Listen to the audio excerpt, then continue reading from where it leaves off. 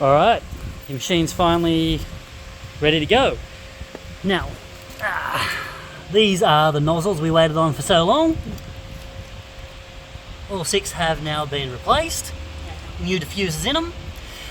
Once a week they need to come off and be cleaned. They sort of just twist, drop down. There's a little diffuser there that comes down as well. Then that gets washed, soaked overnight in soda water. Then just pushed back into place and hard to do with one hand, twisted back into spot. So that's all the cleaning for that. Now, your drip tray comes with a plug in it, so it can just be picked up and emptied.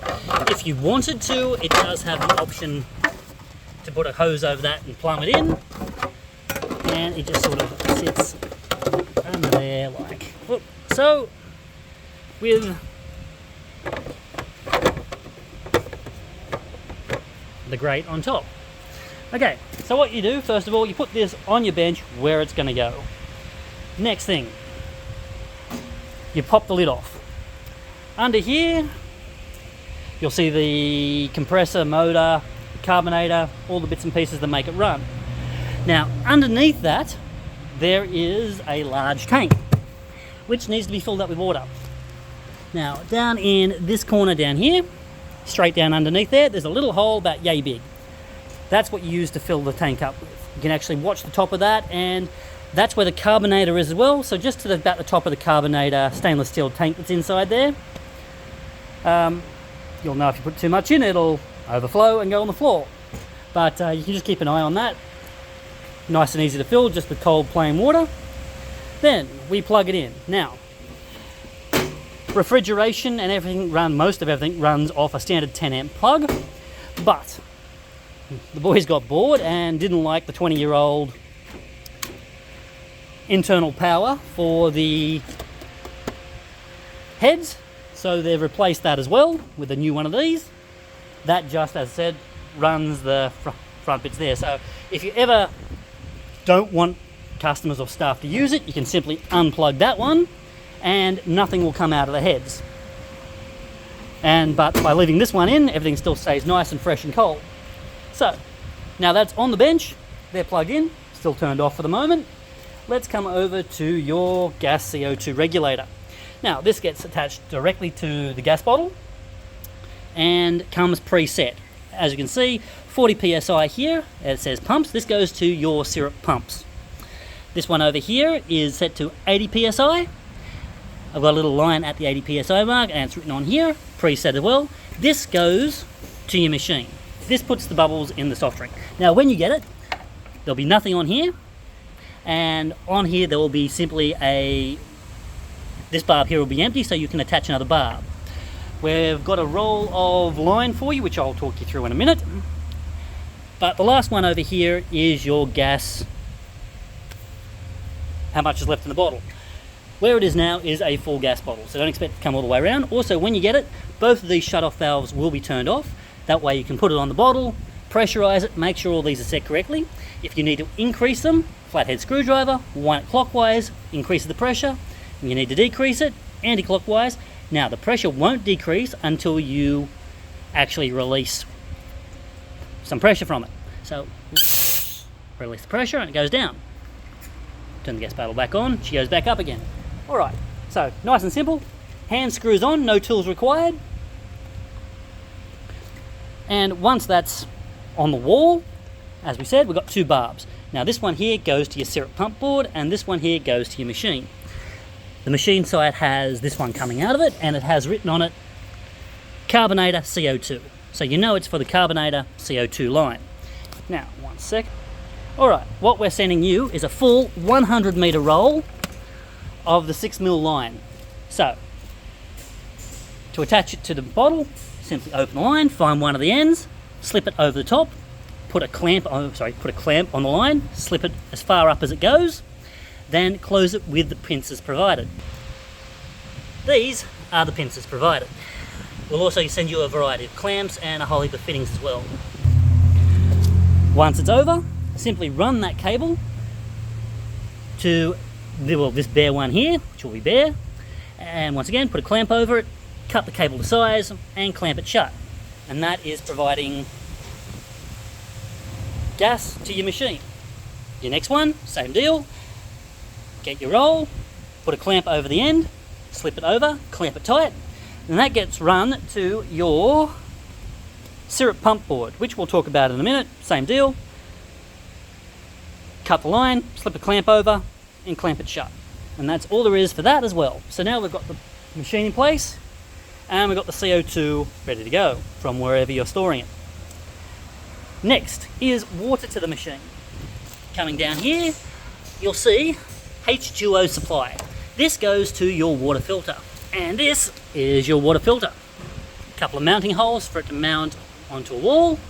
We have an outlet, which is marked outlet, and an inlet, which is marked inlet. In the parts box, you will find this. This is a 1/2-inch female fitting, which screws onto a 1/2-inch female tap. Make sure it's cold water. We've had that problem arise a couple of times before where people attach it to hot water. It will drastically affect your machine if you're busy. Anyway, so once that's attached to your cold water line, it has a push-in fitting on this end. So we've got quite a big roll of the 10mm for you. So make sure the end is cut square and push it directly into that fitting. Then run it to this barb here on the inlet side of your water filter, right before the pressure reducer. Once again, we'll provide the right size clamps and pinch it, just pinch it closed. On the way out, same deal, another push-in fitting, just run this line from the outlet to the H2O supply. Once again, cut it to size, put the clamp over, and clamp it shut. And now you've got the water attached. So we've got the machine on the bench filled up, gas bottle mounted, and water coming in. Last part is your syrup pumps. This is your syrup pump board. We've got extra long lengths of line as requested. Now, quite simple. 6 pumps, 6 flavours. Each flavour gets its own pump. So this gets mounted on a wall stand somewhere very, very close to your syrups, usually directly behind it or beside it. As with most pumps, low suction line, basically 3 meters is about the maximum you want the suction line, but it has about 150 on the discharge. So you can send it quite a distance, but the suction's not great. So usually directly behind where you want your syrups kept, you mount this board to the wall. Once that board's mounted to the wall, we run the line from the gas regulator, syrup pump out, just using the big roll of 6mm we send you, over to the syrup pump board. On the top left hand side, there is a single line here, which it gets measured to and clamped off. From that provides gas to all the boards, all the pumps I should say. Once that's done, next thing is running a line from your pump to your machine. Now, 6 lines need to be done. Now, with the syrup lines, it is this one pump, this one line right here at the front. So, what we do is we get what you've got left on your 6mm line, you attach clamp, push the line up and clamp it off with the pincers again. Then we run them over to here. Now, over here we've got a whole heap of lines, 6 of them in fact. Each of them have marked what they are. LQ for squash, diet, lemonade, ginger, bitters, cola, etc. So 6 lines and 6 pumps. So simply run it from there to the barb on this side, cut it to size and clamp it shut. Now, I do that as one of the last things to do before you run, after you run your gas line and your water line and everything. That way, because it doesn't matter what size line you use for that. If you don't end up having enough of the 6mm line, and look, you should, 100 meters goes a long way, 100 meters in fact, but you're going to have quite a large roll of 10mm as well. So worst comes to worst, what you can do is cut this clamp here, and you get a 10mm barb under there. One end of the tube goes that side. Then when we come over to here, you've got these 6mm barbs. Now all you do is we cut them off, we put the 10mm barb in, clamp it on both sides, and then you can use your 10mm tube. We've included that just in case. We wanted to make sure you had enough. And if you don't have enough, alternately you can just call us up and say send me another 20 meters. That's not an issue at all. Alright, your last line is these ones all attached at the moment. That is your syrup from the box to the pump. So we don't know how long a line you need. You did say 3 meters, but some's going to be bigger, some's going to be smaller. So we didn't put the fitting on the end. This way you've got a fairly long line. You can cut it shorter if you need to. And then we've got all the fittings, which will come separately. All you do is put a clamp over the end. Now there is a really big clamp coming to this one. It is 15.7 if it's written on the clamp. You might need glasses, it's written damn small. It's the biggest one, so there'll be 3 size clamps. And once you've got that to the right size, you clamp that shut and you're good to go. Now, each pump has written on it what it is: cola, lemonade, diet, squash, etc, etc. The lines over here have the same thing, but of course you don't have orange juice. Every single one of your flavors is carbonated. So if you get one wrong, don't worry about it. All it means is